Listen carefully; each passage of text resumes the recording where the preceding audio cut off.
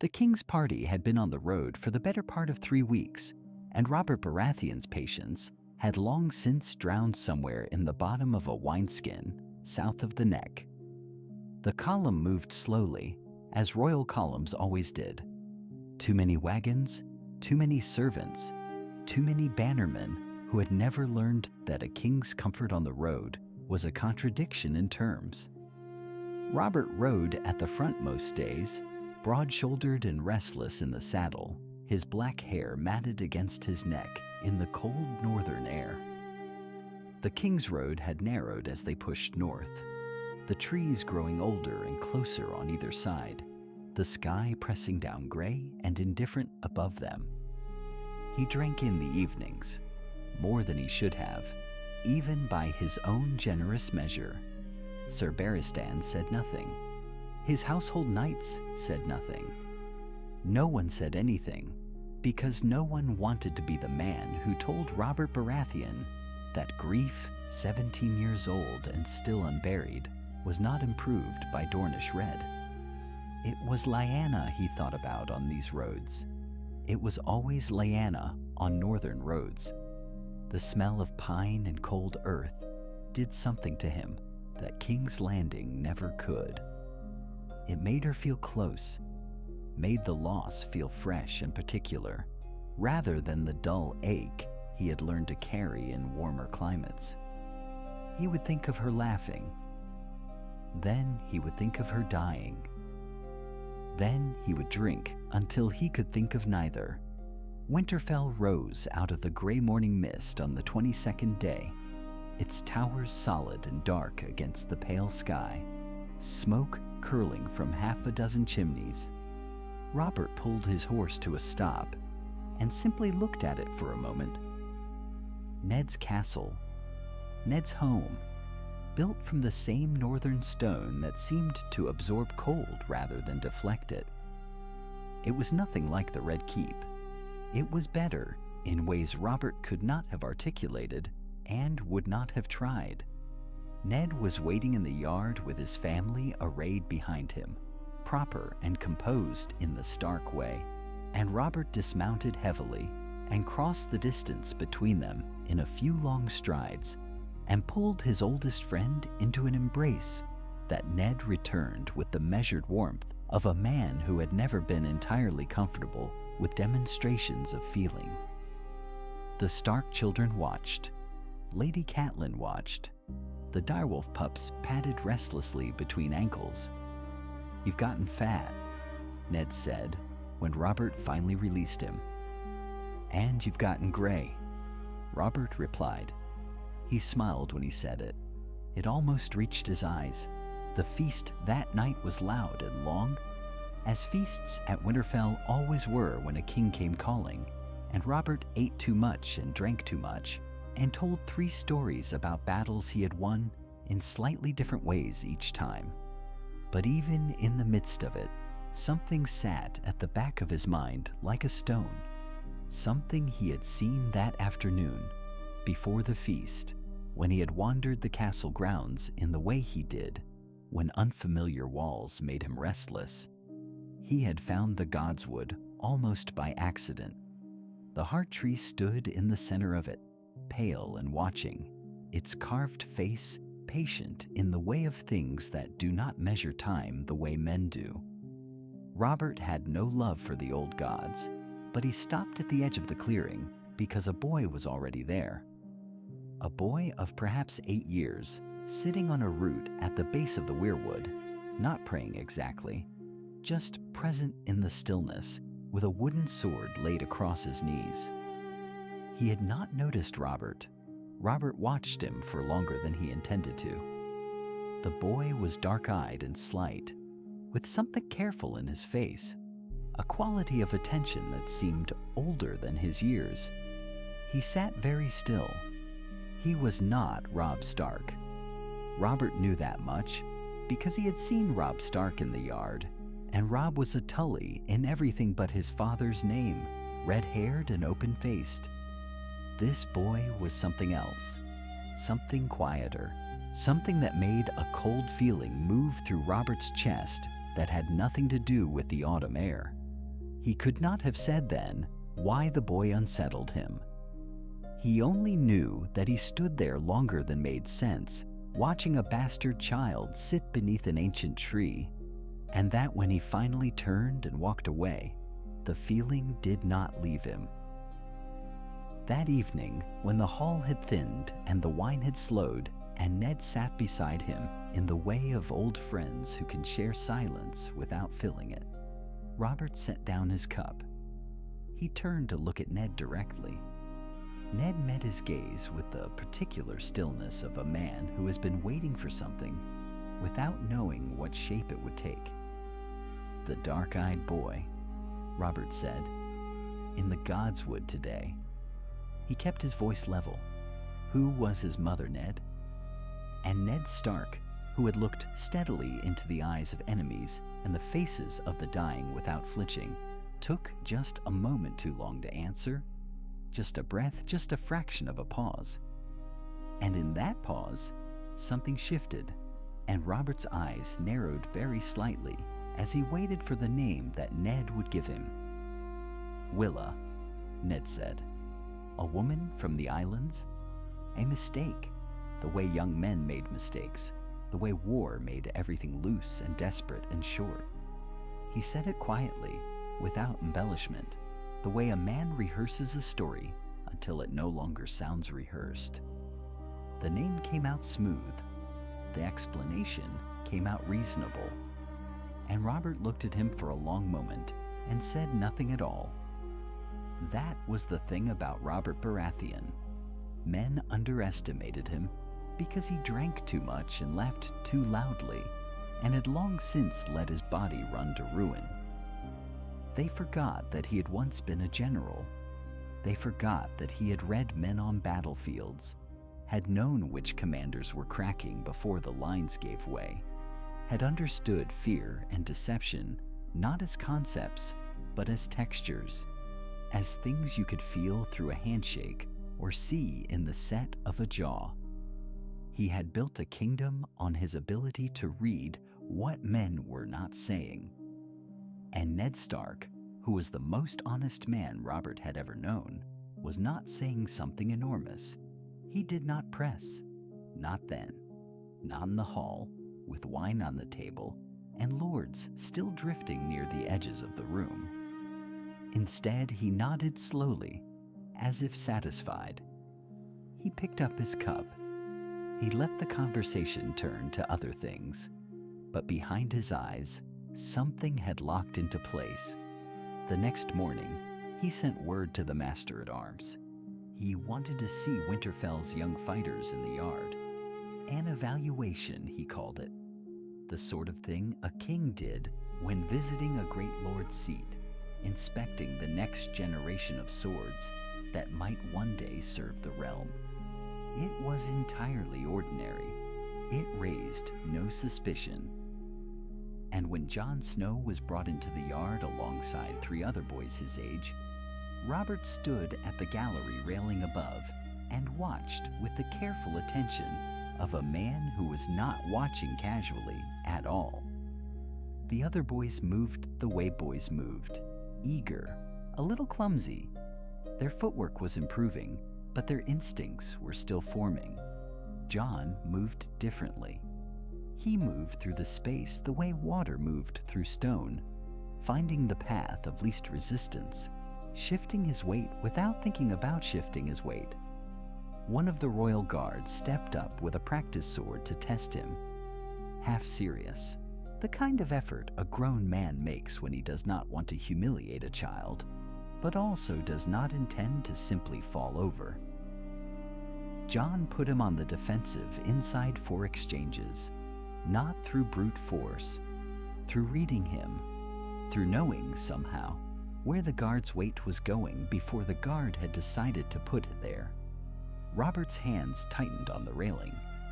It was not the skill alone. Plenty of northern boys trained hard. It was something underneath the skill, something in the economy of the movement, in the particular stillness of Jon's face while his body worked, in the way he held himself between engagements, a kind of coiled readiness that did not look like it had been taught so much as inherited. Robert had seen that quality in men of the Targaryen line, back when there had been men of the Targaryen line to observe. He had seen it in Rhaegar on the tournament grounds at Harrenhal, in the way the prince carried himself through space as if space itself yielded to him slightly. He had hated it then. He did not know what he felt now. "The bastard is good," Sir Boros Blount said from behind him, making conversation. "Yes?" Robert said. "He is." He said nothing more. He stayed at the railing until the session ended, until Jon had been dismissed back across the yard, until the boy had disappeared through the far gate without once looking up at the gallery. Then Robert turned and walked back through the corridor alone, and his thoughts moved in a direction he could not quite bring himself to name yet. That night, he did not send for company. He sat alone in the chambers Ned had given him, with a flagon of Arbor Gold and a fire that was burning down to coals, and he drank in the way he sometimes drank when he was not trying to forget something, but trying to remember it clearly. There was something lodged in his memory, something Pycelle had told him once, years ago, when the war had barely cooled and the new court was still settling into its routines. An intercepted raven. Pycelle had mentioned it briefly, dismissively, the way the Grand Maester mentioned dozens of things. A raven from the south, he had said, from somewhere in Dorne. Something garbled and unclear, something referencing a birth near the Tower of Joy, already weeks out of date by the time it arrived, not worth keeping. He had burned it. Pycelle had said he burned it. Robert set down his cup. He stared into the coals. A raven referencing a birth near the Tower of Joy. And he had accepted that explanation. Burned, already weeks stale, not worth keeping. Because in those early days, he had not wanted to ask certain questions, had deliberately let certain possibilities remain unexamined, because the grief was still too raw, and Lyanna was barely cold in her tomb, and some doors, once opened, could never be closed again. And Robert had known that, had felt it without ever naming it, the way a man walking near a cliff's edge simply turns his body away from the drop without conscious thought, without admitting to himself that he is afraid. He sets the cup down now in the cold dark of Winterfell, and he goes to find Ned Stark. The crypts beneath Winterfell are not a place where men speak easily. The Stone Kings sit in their alcoves with their iron swords across their laps and their wolves at their feet, their faces worn smooth by time and damp, their eyes hollow and patient in the way only the dead can be patient. Torchlight moves against the walls in slow, uncertain rhythms. The cold here is a different kind of cold than the cold above. Not the cold of wind and open sky, but something older, settled. The cold of deep earth that has not shifted in 1,000 years. Ned Stark stands before one effigy in particular, as though he knew Robert would come, as though some part of him has always been waiting here. Lyanna's face looks up at nothing from the stone. She was never well captured in it. Ned had told the sculptor what he could, but sculptors work from life, and she had not been alive when they carried her home. Robert stops beside him. He does not look at Ned. He looks at her. For a long time, neither man speaks. The torches breathe. The dead kings watch. "You've been lying to me," Robert says at last. Not an accusation. A conclusion he has already reached and is simply giving voice to. The way you give voice to something you've carried silently for too long and can no longer hold without it becoming sound. Ned does not deny it. He exhales slowly, and something in the set of his shoulders changes. some tautness releasing that has perhaps been there for years, held so long he had stopped noticing it. "Yes," he says, "the boy." Robert does not use the name. Not yet. "He's not your bastard." Ned turns to look at him then, and the look on his face is not quite guilt and not quite grief, but something that lives between them, something a man wears when he has made a choice he believes was right and has spent years paying for believing it. "No," he says quietly. "He is not." Robert's jaw tightens. He breathes through his nose. "Tell me." And Ned tells him. He tells it plainly, without embellishment, without the softening language of men who are trying to avoid a thing while speaking of it.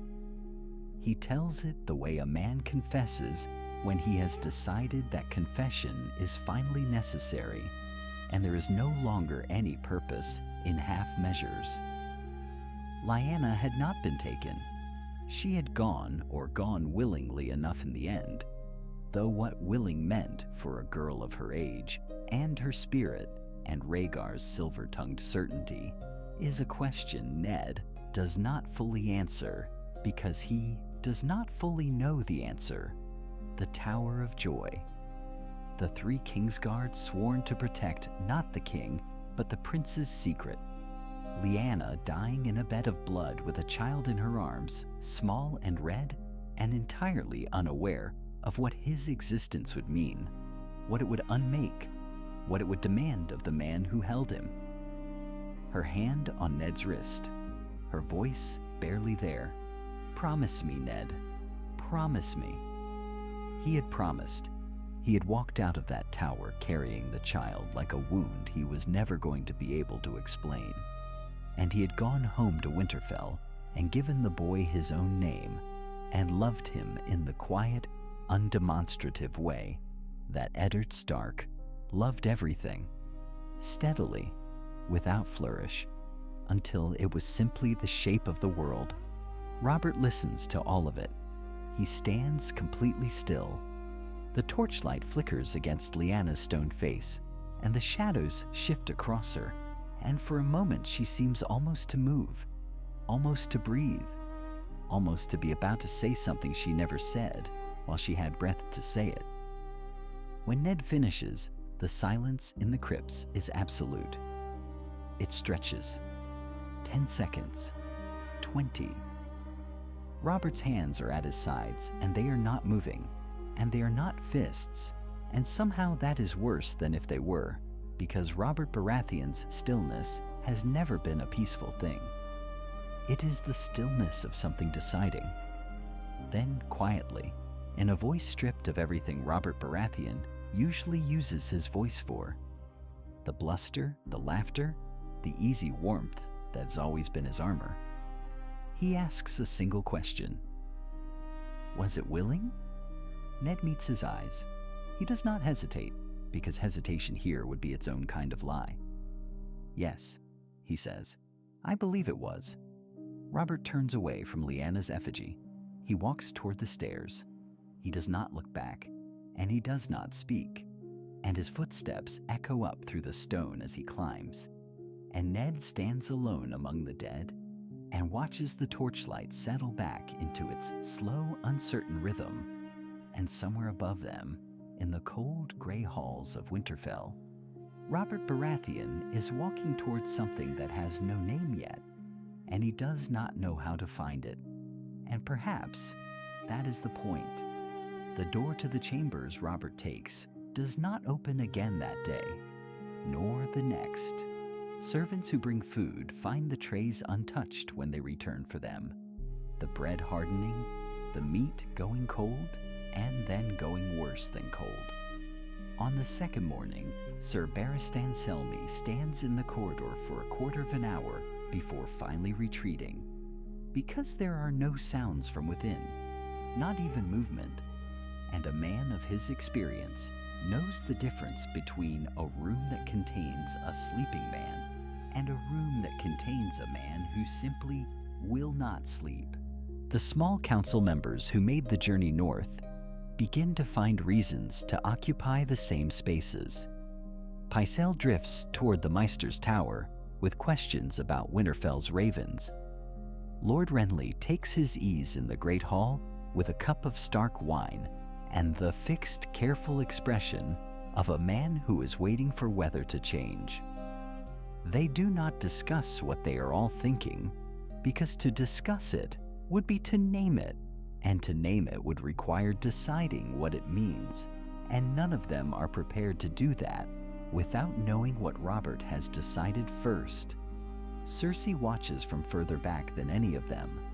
She does not pace. She does not seek conversation. She sits near the window of the chambers she has been given, and she looks out across the Winterfell yard with the patient, measuring stillness of a woman who has spent her entire life reading rooms that were not built to accommodate her. She has not yet been told what Ned said to Robert in the crypts. She knows only that Robert went down as Robert Baratheon and came up as something quieter and more dangerous, and that for 2 days that quieter thing has been sitting behind a door, and that whatever emerges will determine the shape of everything that follows. The uncertainty does not unsettle her. She has always done her finest work in the space between one order collapsing and the next one rising. Robert, inside that room, does not track the hours. He sits, and then he stands, and then he sits again. He thinks of Lyanna as he knew her, 17 and fierce and so alive it was almost reckless. The kind of alive that a man like Robert had found irresistible because it mirrored something in himself. He thinks of her laughing. He thinks of her riding. He thinks of the story he has carried in his chest for nearly 2 decades. The story in which a monster stole her and a hero could not come in time. And he finds now that this story has a door in it. He never opened, and behind that door is another story entirely. And in that story, Lyanna ran towards something rather than away from it, and she died where she chose to be. And she asked her brother to keep what she left behind. She chose him. That thought does not leave Robert alone. She chose Rhaegar Targaryen, the Silver Prince with his songs and his sorrows, over a king's worth of Robert's love. It doesn't settle like grief exactly. It settles like a reckoning. She had looked at everything Robert was, the size of him, the warmth of him, the relentless, overwhelming force of his wanting her. And she had looked away, and she had made her choice. And the war that burned the realm had started not with a theft, but with that choice, that single quiet pivot of a girl's heart. Robert has built his kingship on the story of Rhaegar's villainy. He has raised cups to it. He has told it to his sons. He has needed it to be true, because without it, the rebellion that made him king sits on a different foundation, and Robert does not know in these 2 silent days if that foundation holds without the story. On the morning of the 3rd day, the door opens. He does not look like a man restored. He looks like a man who has been taken apart and put back together by someone working quickly and without perfect light.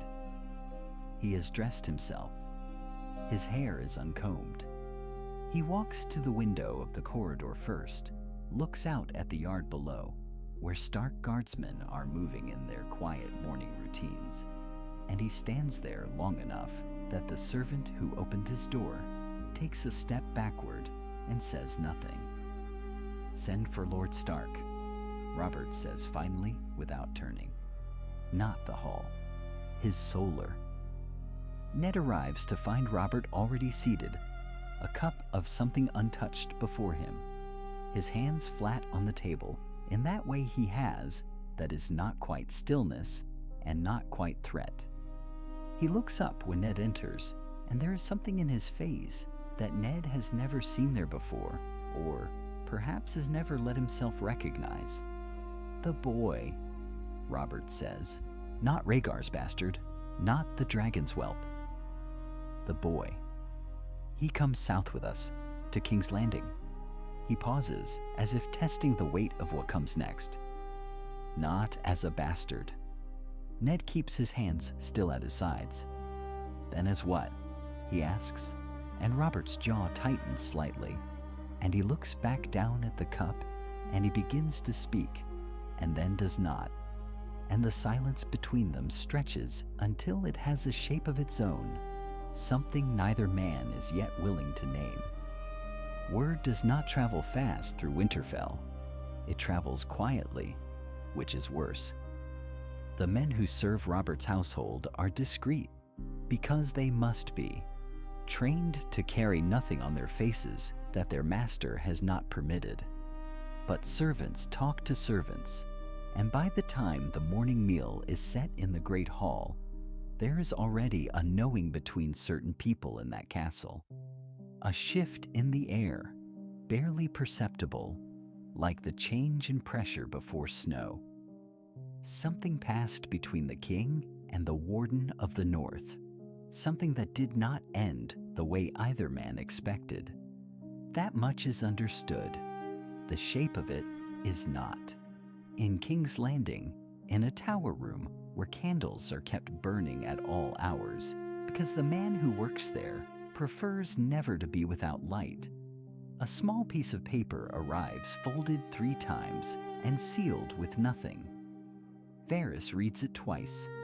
He folds it once more and sets it down on the table with the careful deliberateness of a man placing a tile on a mosaic he has been constructing for years. The note says only that the king was seen entering the yard alone after dark, that he paused before the bastard boy, and that he wept. Varys does not weep. He sits very still for a long moment.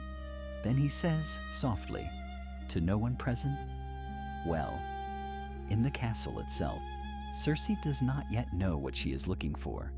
She knows only that Robert is concealing something, and that knowledge is enough to set her moving. She is gifted at reading him through his silences.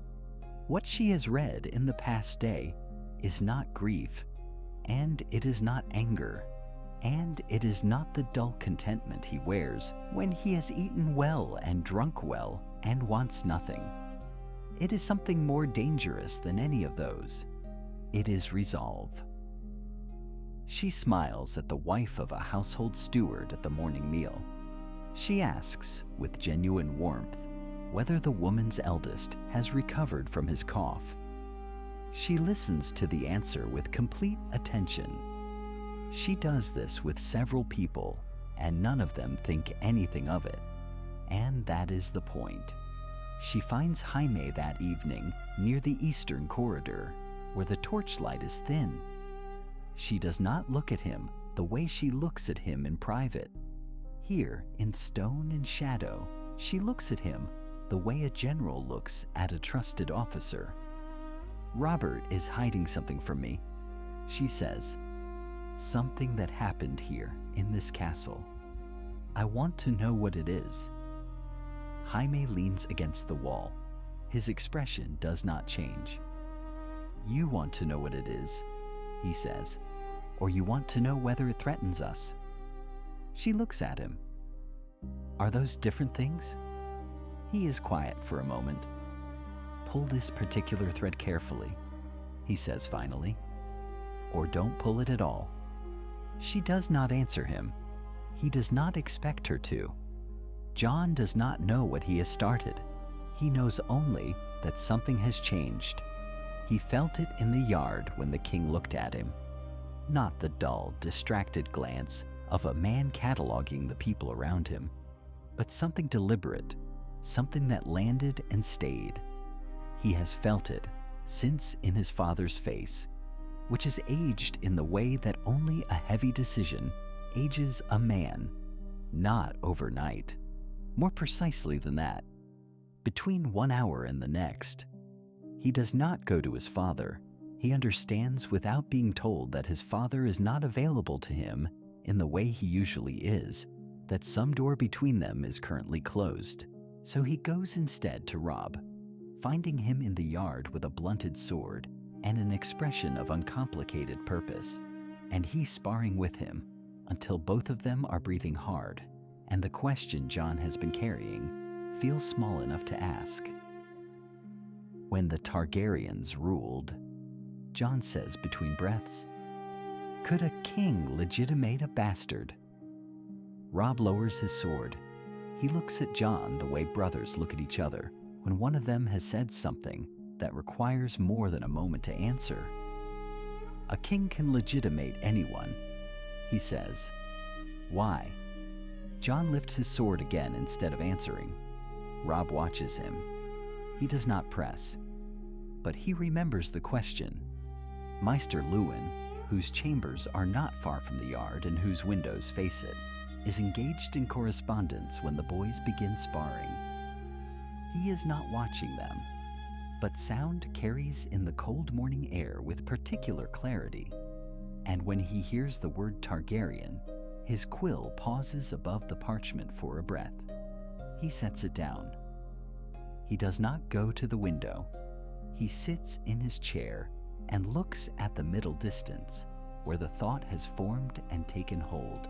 And the thought is this, that Jon Snow has begun asking questions, which means that somewhere, somehow, someone has given him a reason to ask them, and that the boy will not stop until he has followed the questions somewhere. Perhaps somewhere that he and everyone around him is not prepared for. And Luwin is already rising from his chair and moving toward the door when he hears, from the corridor beyond it, the sound of boots. Rapid, purposeful, belonging to a man who is walking the way men walk when they carry news that cannot wait. And the door opens before Luwin's hand reaches it, and the world of Winterfell begins, in its slow and certain way, to shift. The royal party departs on a gray morning, the kind that sits low over the moors and makes the towers of Winterfell look like things carved from the same stone as the sky. Robert does not make ceremony of it, which is itself a kind of ceremony.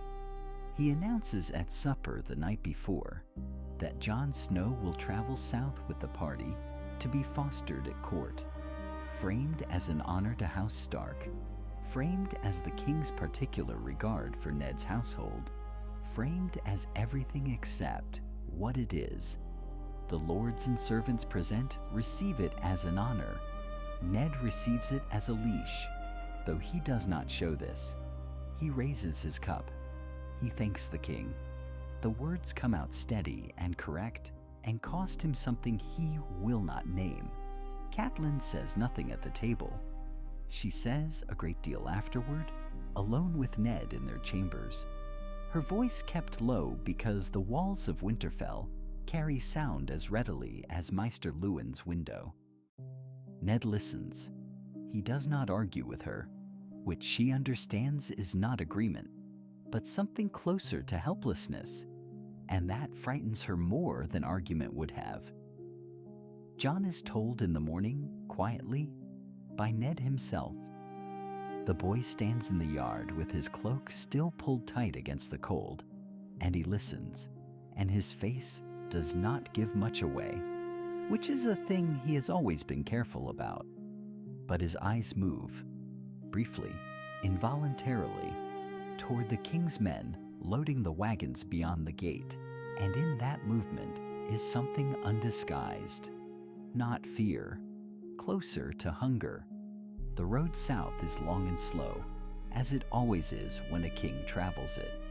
The column stretches back a quarter-mile on the king's road, horses and wagons, and outriders and servants, and Robert rides near the front most days, easy in the saddle despite his size, talking loudly to whichever lord or knight happens to be nearest.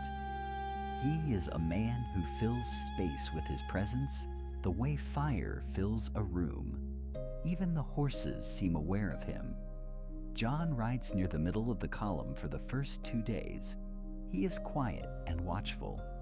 ghost trots at his horse's heels, and the animal has learned by now to tolerate the direwolf, though others have not. The king's men give the wolf a wide berth, which gives Jon a wide berth, which suits him well enough. It is on the third morning that Robert drops back through the column without particular announcement, his destrier moving through the line like a ship through harbor traffic, and he falls into pace beside Jon with the easy manner of a man who has decided something and sees no reason to make it complicated. "You ride well enough," he says by way of greeting. It is the kind of compliment that contains a quiet challenge inside it, and Jon, who has grown up among men who speak this way, understands it perfectly. "Lord Stark taught me," Jon says. Robert is quiet for a moment. Then he says, "Ned always was better at the patient things." They ride together that morning without much conversation, but presence is its own language, and Robert's is not unkind. He points out a stand of oak on a hillside and says there will be game in that cover before nightfall, and asks Jon if he has hunted boar. Jon has not. Robert says they will remedy that with the casual authority of a man who arranges the world around him without thinking too hard about whether the world consents. The hunting happens that evening, in the last of the gray autumn light, and it is not boar they find, but a large stag. And Robert tracks it with a patience that surprises Jon, who expected loudness and found instead something almost methodical. Robert moves through the undergrowth with his spear as a younger man inhabits his older body for the duration of the hunt. Quieter, more deliberate, his eyes very still. Jon follows without speaking. He has learned from Ghost that silence is not absence. They do not take the stag that evening. It disappears into the tree line before they get within range, and Robert stands at the wood's edge and watches it go and does not curse it, which Jon remembers. They ride back to camp in the early dark, and Robert builds the fire himself, which his squire would have done if given the chance, and Robert does not give him the chance. The fire takes hold.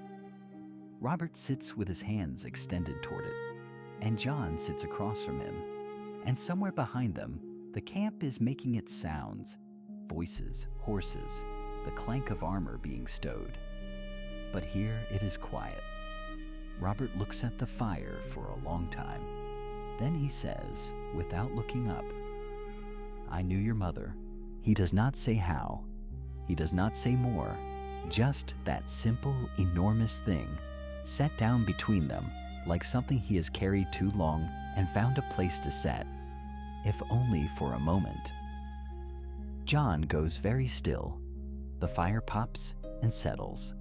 Robert looks up and sees the boy's face and reads in it what he thinks is peace, a kind of arrival, the satisfaction of the acknowledged, the comfort of the finally seen. And what Robert does not understand, cannot see from where he sits, is that the stillness in Jon's face is not peace at all, but the particular stillness of a person who has just felt the first thread of a thread pulled loose from a larger cloth, who can feel already that pulling it will unravel something vast, and who cannot stop themselves from reaching for it, because the cloth contains everything they have ever needed to know, and Jon's hand, the one not held toward the fire, closes slowly around nothing, the way a hand closes when it is already learning to hold a question that will not let itself be put down. And the fire between them burns on as the camp settles into its nighttime sounds, and the road to King's Landing waits ahead of them in the dark. And somewhere in Jon's chest, the question Robert has just made inevitable is already beginning to take the shape of a name that no one at Winterfell has ever spoken to him, a name that sits at the center of everything, a name that Robert himself, staring back into the fire with that worn and heavy look, seems in this moment to be both guarding and forgetting, which is the particular combination that means a man knows exactly what he is. The city announces itself before it comes into view. The smell arrives first, salt and sewage and smoke, and the particular press of too many lives burning too close together. And then the sound, that low and constant hum that King's Landing never quite releases, not even in the deepest hours, as though the city breathes with a restlessness it cannot name. They ride through the gate as the morning light sits low and pale behind them, and Jon, who has never seen anything larger than Winterfell's walls, says nothing. He watches. That is the thing Robert has already noticed about this boy. He watches the way older men watch, the way men who have learned that the world rewards careful attention watch, and it is this quality, more than any physical resemblance, that sits uneasily in the king's chest as they enter the capital. Varys is already waiting, not at the gate. He is never at the gate. He is instead at the bottom of a particular staircase inside the Red Keep, the one that connects the Eastern Servants' Passage to the corridor outside the small council chamber. And he is wearing the expression he always wears, that soft, pleasant blankness that contains everything and reveals nothing. He bows to Robert. He bows to the Stark boys. His eyes rest on Jon for perhaps a breath longer than protocol requires. Nothing in his face changes. "Your Grace," he says. The realm rejoices. Robert grunts. The procession moves on. But that night, Varys sends a message. Not to Robert directly, never directly, but to the Chamberlain who manages the king's private schedule, requesting, in the most apologetic and deferential language, a brief audience at Robert's earliest convenience regarding certain matters of internal stability he would not wish to trouble the council with. The phrasing is chosen with the precision of a man who understands that the words around the subject matter more than the subject itself. Internal stability, not threats, not names, not succession. Internal stability, which is a phrase that means everything and commits to nothing, and will leave Robert, when he reads it, sitting with a stillness that his squire will mistake for calm. The audience happens 2 evenings later, in a small room off the royal apartments that smells of old candles and dried herbs. Robert stands by the window. Varys stands near the door, which is the correct position for a man who wishes to appear at the king's disposal rather than at his own advantage. "Speak plainly, Varys," Robert says. "It's late, and I haven't the patience for performances." "Your Grace is kind to say so," Varys replies, and there is nothing in his voice that acknowledges the impossibility of what Robert has just requested. "I think only of the realm's long health. There are those, and I name no names, for the names are barely whispers yet, who have begun to wonder about the nature of certain bonds, blood bonds, the kind that, in uncertain times, can become a source of either great stability or great unrest, depending on how they are acknowledged or left to fester in silence." Robert is very still. "What bonds?" "The kind," Varys says gently, "that a wise king might consider addressing before others address them for him." He does not finish the thought. He does not need to. Robert looks at him for a long moment. That particular look the king has, the one that was once dangerous when Robert Baratheon was young and dangerous, and is now a look that contains the memory of dangerousness without quite being able to retrieve it. and says nothing. The silence between them is a room with many doors, and neither man opens any of them. "Good night, Lord Varys," Robert says at last. "Good night, Your Grace." Varys is 3 corridors away when he allows himself one small adjustment to his expression. Not a smile. Something more internal than a smile. The king had given him precisely what he needed without offering a single word of confirmation. By morning, Jon Snow's personal guard has been doubled. 4 knights where there had been 2. Men whose captain answers directly to Robert, rather than to any lord or banner. It is a quiet act. It is an act that speaks volumes. Varys begins to spin. He does not wish Jon dead. That would be wasteful. And Varys has never been wasteful. A boy whose lineage connects 2 royal lines, held carefully in reserve, managed with patience. This is not a threat to be eliminated.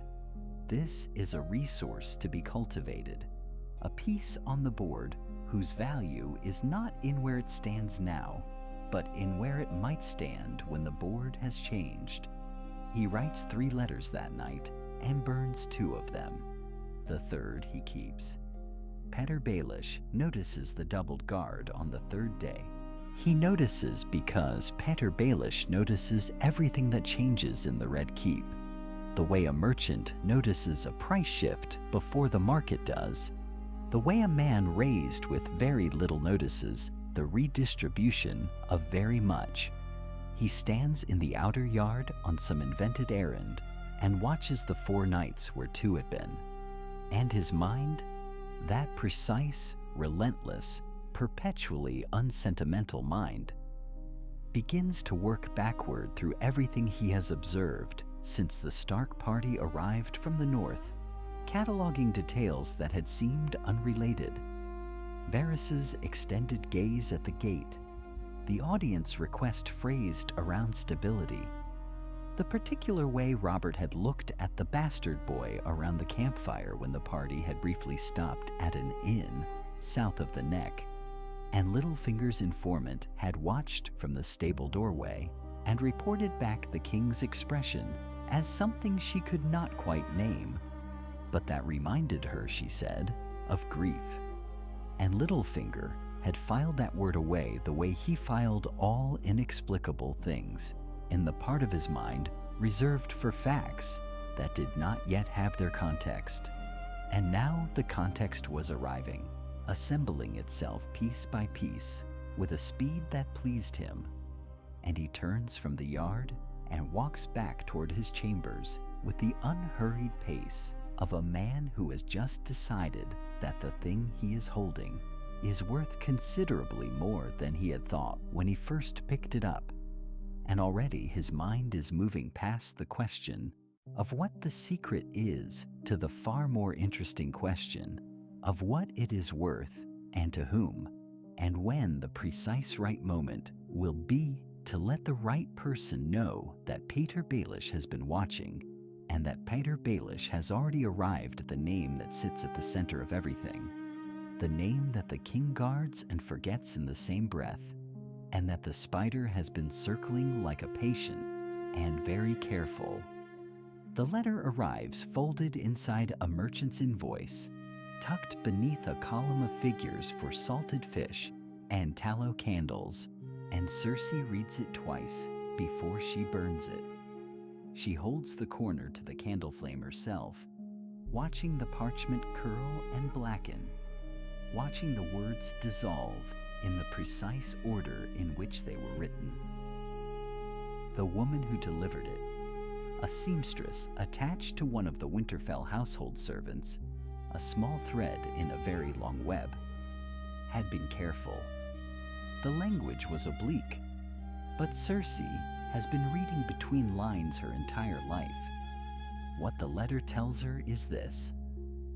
On the night Robert shut himself away, the Meister's records show that a specific volume was removed from Ned Stark's private library and returned before dawn, a genealogical text, old enough that its binding had been repaired twice, covering the noble houses of the Targaryen period. Robert had asked questions, not general questions, specific ones, the kind that circle a single name without speaking it. Cersei sets the ash aside and sits very still at her writing table. She is not a woman who panics. Panic is for people who have not already considered every configuration of disaster in the quiet hours before sleep. She has always known, in the abstract way, one knows a distant storm might eventually reach the shore, that the Targaryens were not entirely extinguished. Daenerys, across the narrow sea, whispers, always whispers. But this is different. This is not a rumor traveling from Essos. This is a secret that Robert has been carrying inside the walls of his own court, inside the household of his most trusted friend. And the person at the center of it is a boy who has been living under her husband's roof for years without her ever thinking to look twice at him. Jon Snow, a bastard. A quiet, gray-eyed boy who trained in the yard and stayed out of her way, and never once gave her cause to think of him as anything other than the visible record of her husband's trust in Ned Stark and her own humiliation. She thinks of him now. She rearranges him inside her mind, strips away the bastard's wool and the borrowed courtesies and the lowered eyes, and looks at what is underneath. The bone structure, the coloring, the way he holds himself, which she had always attributed to Stark's severity, but which now, recontextualized, strikes her as something older, something carried in the blood from further back than Winterfell. She finds Jaime on the castle walls in the early evening, watching the yard below, and she does not waste time on approach. Robert has been asking questions about Targaryen blood, she says. Old questions, specific ones, in Ned Stark's library the night he'd locked himself away. Jaime turns from the yard slowly. There is a pause before he speaks, and that pause is itself information, because Jaime does not pause. You're certain. I am always certain before I speak. He is quiet for a moment longer than she expects, and that is when she sees it. Not the political calculation she had anticipated, not the quick assessment of angles and leverage, but something simpler and more unsettling. He is genuinely shaken, not because of what the secret means, because of what it says about Robert. He's kept this, Jaime says slowly. Robert, he has kept this to himself. For how long, we cannot know. Jaime looks back over the yard. Below, knights are finishing their evening practice, calling to one another in the easy voices of men who believe the ground beneath them is solid. I have never given Robert credit, he says, and he does not finish the thought. He does not need to. Cersei understands. Robert has always been a fist, loud and obvious, and fists are easy to see coming, easy to step around. A man who keeps secrets is something else entirely. A man who keeps secrets has learned patience, and patience is the most dangerous quality in a king, because it means he is waiting for the right moment rather than acting on impulse. And a man who is waiting has already decided what he intends to do. He cannot be allowed to decide, Cersei says. Jaime looks at her then, and the look is careful in a way that most people never see from him, because most people never look past the golden surface of him to the careful man beneath. What are you proposing? The boy, she says simply. Before Robert acts, a hunting accident. The North is wild enough. Or a duel. He trains with knights. Accidents happen in practice yards. There are ways to arrange these things that leave no seam visible. No, Jaime says. The word is quiet. It is not a negotiation. It is a wall. Cersei looks at him with something that is not quite surprise and not quite anger, but lives in the narrow space between them. You understand what he represents to our children's claim. I understand it completely, Jaime says, and I am telling you no. The silence that follows is not the comfortable silence of two people who know each other too well for words. It is harder than that. It has an edge, something between them that has always been assumed, some fundamental agreement, some shared language of survival. Shifts in a way that cannot be easily shifted back. And Cersei feels it the way one feels a crack in stone, not with the hands, but with some deeper sense that registers the change before the mind has caught up with it. And she looks at her brother in the failing light and understands that she will have to find another way, and that this time she will have to find it alone. And already she is thinking about who in the North owes her a debt. Who among the men sworn to Winterfell might be persuaded that a bastard's life is a small price for a lord's gratitude, and the name that surfaces first surprises her, because it is not a knight or a soldier, but a man of entirely different cloth, a man who trades in information and proximity to power, a man who has always been careful to be useful to as many people as possible, and whose usefulness to Cersei Lannister has always been contingent on whether the thing she was asking of him was worth the risk he would be taking.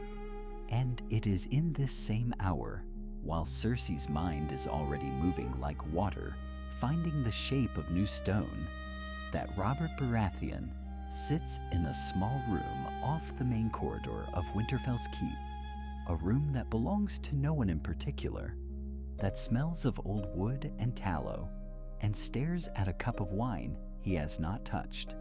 The fire is low. He has not called for more wood. Ser Barristan Selmy stands near the door, as he always does, present without intruding, a quality Robert has relied upon for 20 years without ever quite naming it. Barristan, Robert says, and the word comes out heavier than he intends. Selmy steps forward. He does not sit. Men like Barristan do not sit when their king has something difficult to say. They stand, because standing is how they show they are ready to carry the weight of it. If a man were king, Robert begins, and he pauses, turning the cup slowly in his hands. And he learned there was a Targaryen alive, not Viserys, not the girl across the sea. Someone here, someone of partial blood, someone who does not know what they are. He stops. What does duty demand? Barristan is quiet for a moment, not uncertain, calculating. Duty to the realm, Selmy says, demands stability above all else. A secret Targaryen heir is a weapon, Your Grace. Not in their own hands, perhaps, but in others. The moment word spreads, every discontented lord in the Seven Kingdoms has a banner to raise. And if word never spreads, then the question becomes who controls the secret. Barristan's voice is level. A secret kept is a ward. A secret found is a war. Robert sets the cup down. It makes a small sound on the table. You're saying the crown must hold it? I am saying, Selmy answers carefully, that whatever a king decides in such a matter will be remembered, not just for what it was, for what it meant. A king who acts with mercy and foresight is not the same king who simply wins. A pause. Your Grace's reign has been many things. It need not be judged only by its beginning. Robert hears this the way a man hears the sound of a gate closing behind him. He does not want the road Barristan is describing. He has never wanted roads like this. He has always wanted the simpler thing. The hunt, the feast, the uncomplicated loyalty of men who fight beside you. But Lyanna is dead, and her son is alive, and the simple thing is no longer available to him. He stands. He moves to the window. Outside, Winterfell's yard is dark and quiet, torches burning at intervals, a guard crossing the stone in no particular hurry. "He's a good boy," Robert says, and he does not explain who he means, and Barristan does not ask. What Robert decides, he decides alone, in the time it takes that guard below to cross the yard and disappear into shadow. It is not the decision of a king in any formal sense. There is no council, no Maester recording the words, no great sept invoking the gods. It is only Robert, standing at a window in the cold of the north, arriving at something that will reshape the next generation of Westeros the way a river reshapes stone, slowly, inevitably, without announcement. Jon Snow will not be Jon Snow much longer. He will not be acknowledged as what he is. Robert knows what that acknowledgement would cost. A Targaryen name on Westerosi soil, however diluted, however innocent, is a torch held near dry wood. The realm would fracture. The lords who bent the knee would remember why they bent it.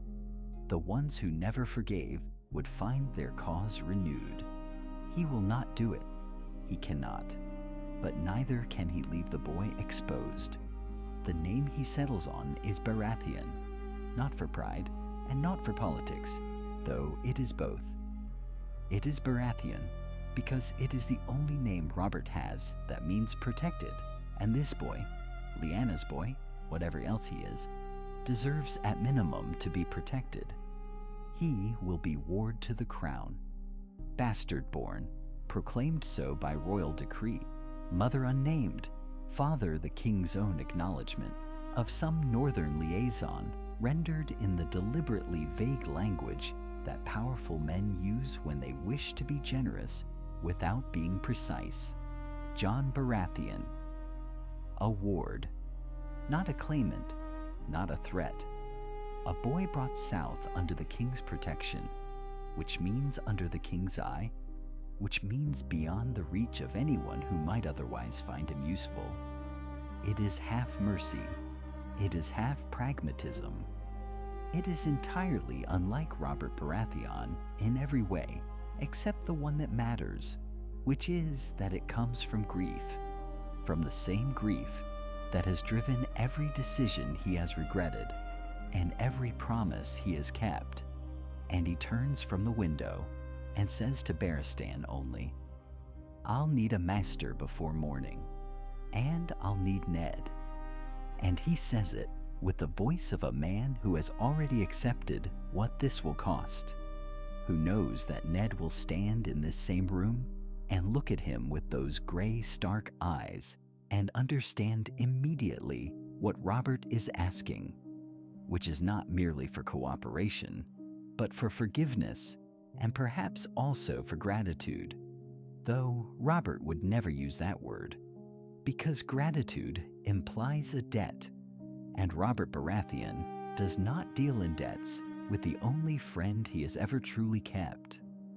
The announcement reaches Casterly Rock before the week is out.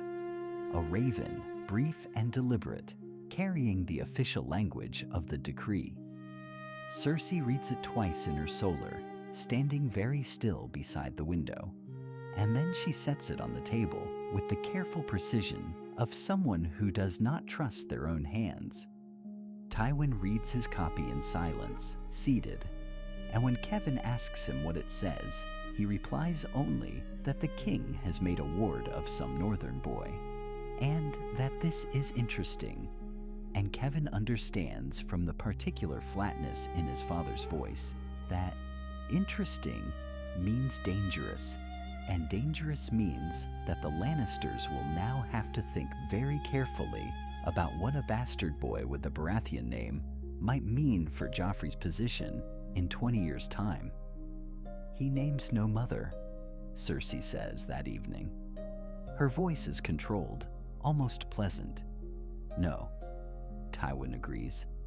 "Then we name her ourselves, in time." She does not look at her father when she says it. She does not need to. In Winterfell, the raven arrives on a gray afternoon, snow falling lightly over the courtyard. Catelyn reads it at the table in the Great Hall, Robb standing nearby, too old now to be kept from such things, and too young to fully understand them. She reads the decree carefully, and then she sets it down, and she says nothing for a long moment. "Is it about Jon?" Robb asks. "It is," she says. "Is he well?" She considers the question with more honesty than the boy perhaps expects. "He is alive," she says finally, "and the king has made him his ward. That is more protection than most men ever receive." It is not warmth in her voice, but it is something closer to relief than she would have chosen to feel, and she folds the letter and says nothing further, because there's nothing further to say that would be entirely honest. Ned, standing in the Hand's Tower in King's Landing, stares out over the city and thinks about Lyanna. He thinks about the promise. He has kept it perfectly, completely, at cost he will not calculate, because to calculate it would be to resent it, and he refuses to resent it. But Robert has now done something that transforms the promise from a shield into a sword. Jon is safe. Jon is visible. Jon is at the center of every conversation that powerful men will have about succession and legitimacy, and the reliability of royal favor for the next 20 years. "You could not have left him in the north," Ned says aloud to no one. It is not accusation. It is the conclusion he keeps arriving at, no matter how he approaches the problem. He had stood in Robert's chambers 2 nights prior, and Robert had told him everything, or nearly everything, and Ned had listened with those gray Stark eyes that Robert had predicted. And when Robert finished, Ned had said very quietly, "You know what you've made him." "A ward," Robert said. "A ward with a Baratheon name and no claim to anything." "You've made him a question," Ned said, "and questions have a way of demanding answers." Robert had looked at him for a long moment, and then had poured them both wine and had said, "Help me make sure the answers don't kill him." And that had been, in its way, both a command and a confession.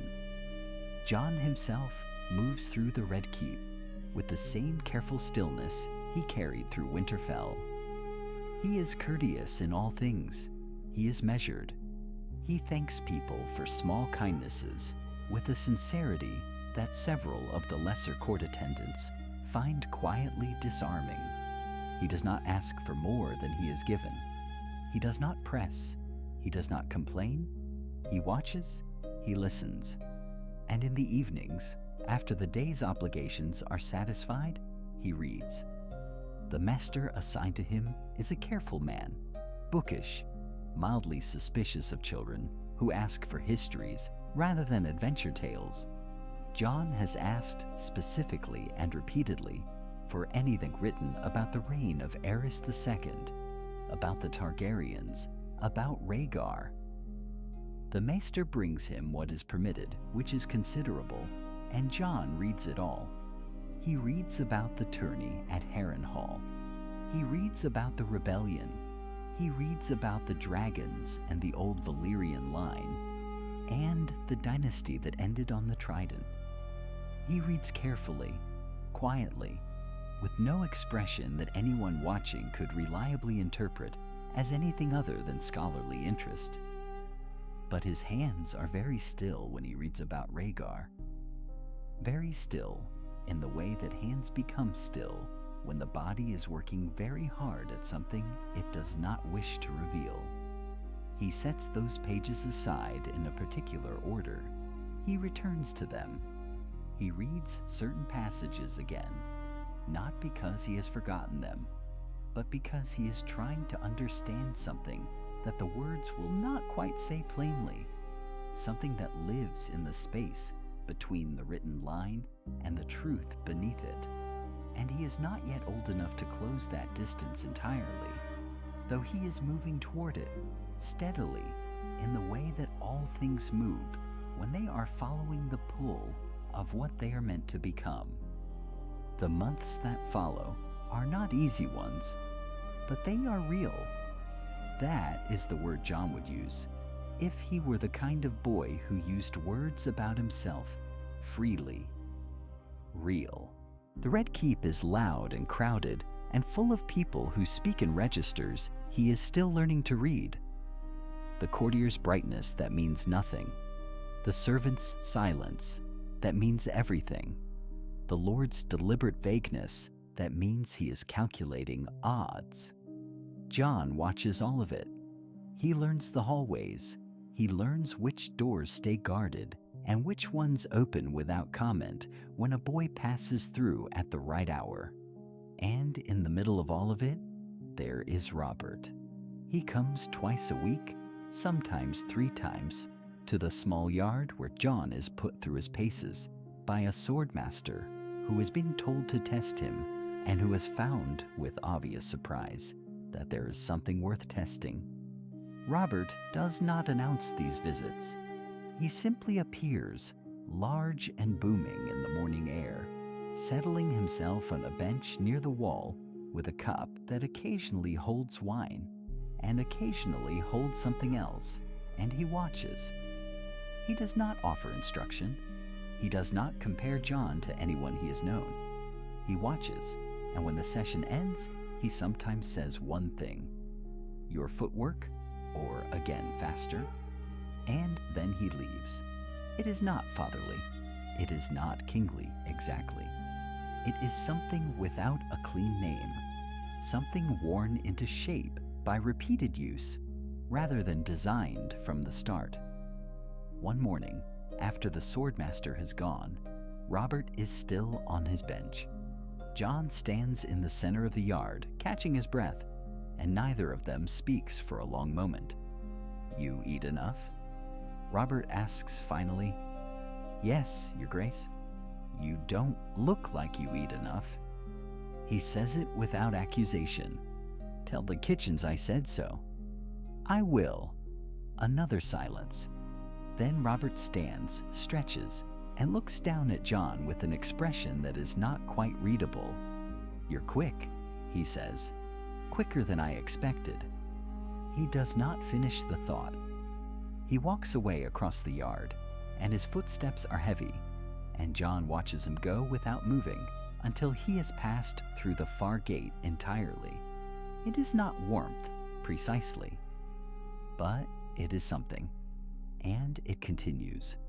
The reports come to the small council, as they always do, from merchants, from spies, from the agents Varys keeps across the narrow sea, like seeds planted in uncertain soil. Daenerys Targaryen. The name appears in whispers first, then in parchment, then in voices raised in the council chamber. The Dothraki. The marriage. The possibility of return. Robert's face when he hears these reports is a particular thing to witness. The jaw tightening, the old fire moving behind the eyes, the king's hand pressing flat against the table as if holding something down. He has always hated the Targaryens with a grief that dressed itself as rage. That has not changed. But something else has changed quietly around the edges of it. He drinks slightly less. Not abstemiously. Robert Baratheon will never be a man of restraint.